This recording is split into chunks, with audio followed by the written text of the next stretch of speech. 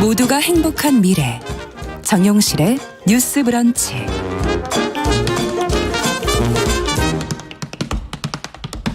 정용실의 뉴스 브런치 듣고 계신 지금 시각 10시 30분 향해 가고 있고요.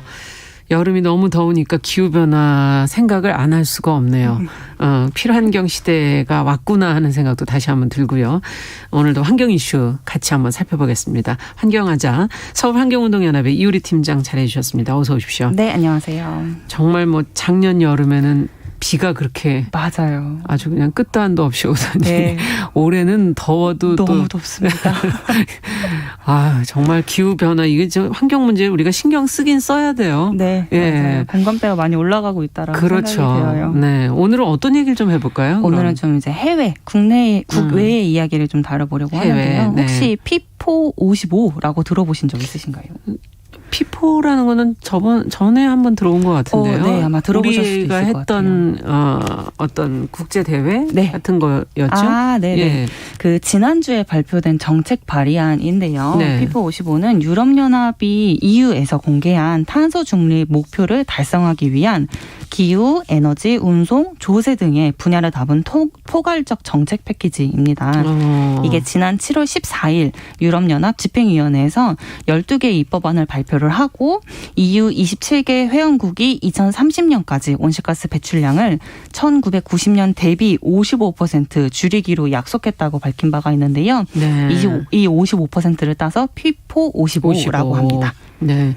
지금 기후, 에너지, 운송, 조세가 좀 낯설다 이런 생각 그렇죠. 들지만 어쨌든 이것도 이런 제도를 통해서 더 환경 문제에 신경 쓰게끔 하는 그런 도와주는 그런 역할을 하는 세금 조세 부분이 아닐까 하는 생각은 드는데요. 맞습니다.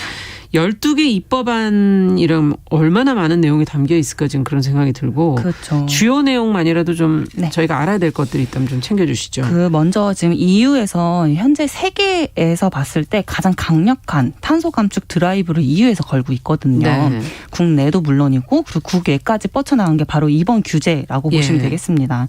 단순히 EU 안에서 선언에 그치지 않고 탄소 배출량을 줄이기 위해서 각종 규제들을 국외까지 뻗치게 된 건데요.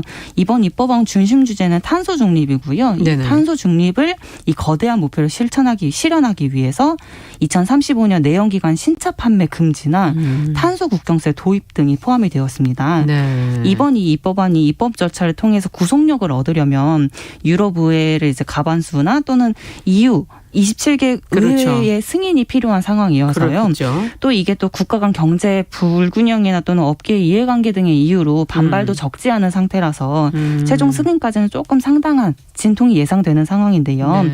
이 핵심 내용들을 좀 살펴보면요.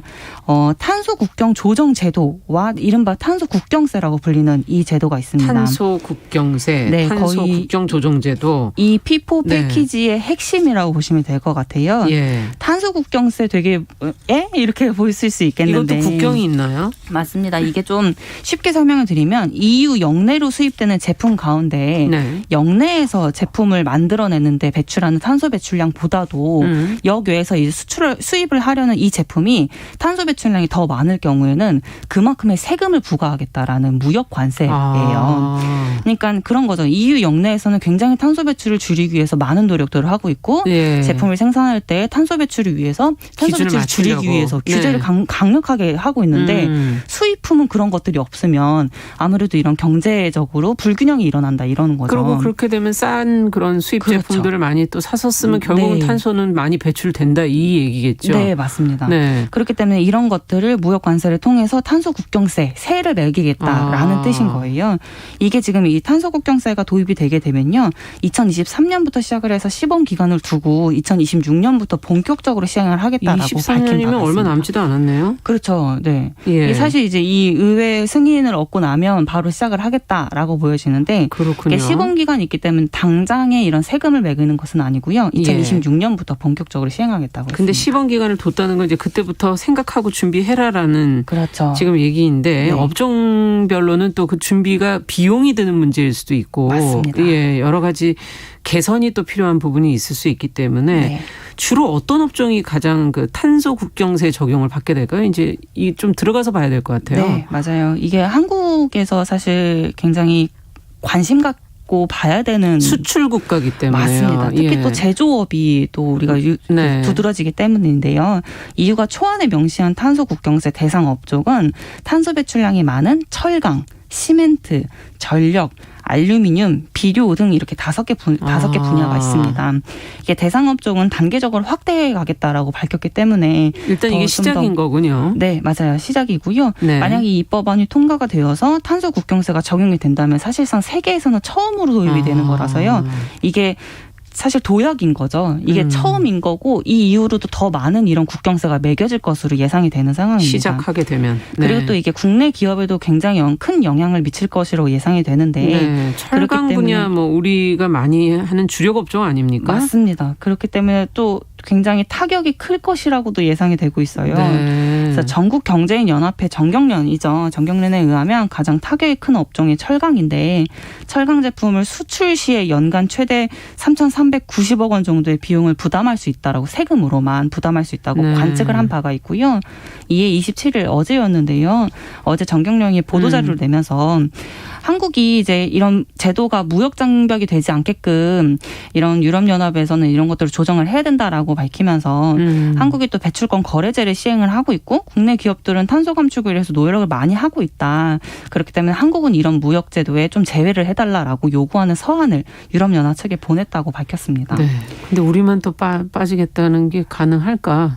저는 가능하지 않다라고 보여져요. 네. 근데 이게 또 국내에서 시행하는 방금 말씀드렸던 배출권 거래 이건 또 제도라는 것이 뭡니까? 배출권 거래 제도는 기업들이 정부로부터 연 단위 온실가스 배출권을 부여받아서 예. 그 범위 내에서 배출할 수 있도록 하는 제도인데요. 이게 사실상 이제 그 배출권을 사는 거죠. 온실가스 배출권을 돈으로? 사는 거예요. 네. 네. 그런데 우리나라 국내 같은 경우는 이 배출권 거래 제도가 무상할당 비중이 무려 90%가 넘습니다. 그러니까 사서 써야 되는데 무상으로 받고 있는 거예요. 지금 현재로서는. 그러니까 어떤 경제 성장의 이유로 그런 이유로 인해 가지고 무상할당 비중이 굉장히 높은데 사실 EU 측에서는 이런 무상할당이 굉장히 문제가 많기 때문에 이런 탄소 국경세를 도입을 하는 거다라고 밝힌 바가 있어서 정경련에서 요구하는 이런 서한들은 받아들여지지 않지 않을까라는 조심스러운 예측도 한번 해봅니다. 네, 어쨌든 철강 분야가 우리에게는 조금 걱정스러운 분야가 맞습니다. 지금 되는 거고 네. 배출권 거래 제도 말고 이제 다른 제도로 해야지만이 이 문제를 해결할 수 있지 않을까 지금 그런 얘기신 것 같은데 네. 탄소 국경세 외에도 앞서 뭐 12개 입법안이 있다 그러니까 네.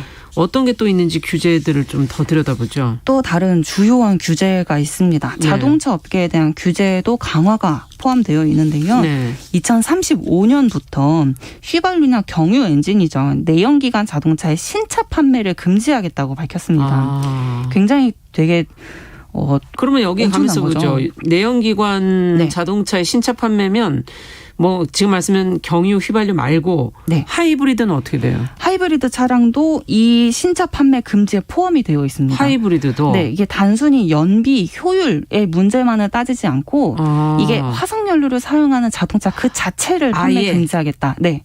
그런 뜻인 거예요. 그러니까 화석연료는 완전히 우리나라에서 퇴출을 하겠다라는 뜻인 거거든요. 그렇군요. 특히 자동차 업계에서는. 네. 그리고 또 이게 100% 수준으로 이걸 이렇게 온실가스 배출량을 저감시키겠다라는 강력한 규제도 같이 포함되어 있어가지고 유럽권에서는 많은 이야기가 나오고 있는 상황이고요. 네. 이게 또 우려나 반발도 예상이 되는데 대체로 유럽 쪽에서는 이런 흐름에 동의하고 또 실현하려는 그래요? 이렇게 애쓰는 분위기예요. 이게 유럽권의 자동차 기업들은 이미 전기차로 네, 전환을 오래전부터 시작을 했었고요. 전기차를 많이 또 타고 다니죠. 그리고 시민들이. 그리고 또 한 예로는 메르세데스 벤츠에서 지난 4월에 전기차 출시하면서 파리 협정에서 약속한 바를 우리 기업에서는 EU보다도 더 빠르게 달성할 거라는 그런 선언을 한 적도 있었대요. 그러니까 기업마다 오히려 더 탄소 배출의 저감을 내가 유럽 이제 연합 측보다 더 빨리 달성하겠다라는 호언장담까지 한 상황이라고 보여집니다. 그러니까 어차피 가야 하는 거라면 빨리빨리 적응하겠다라는 게 기업들 입장이군요. 오히려 기업이 선도적으로 하고 있다는 상황인 거예요. 또 이 밖에는 상대적으로 온실가스 감축 압박이 좀 약했던 항공기랑 선박에 대한 규제도 시행이 되고요. 건설 부문에 대한 탄소 배출 비용도 부과하는 방안도 제시되었습니다. 네.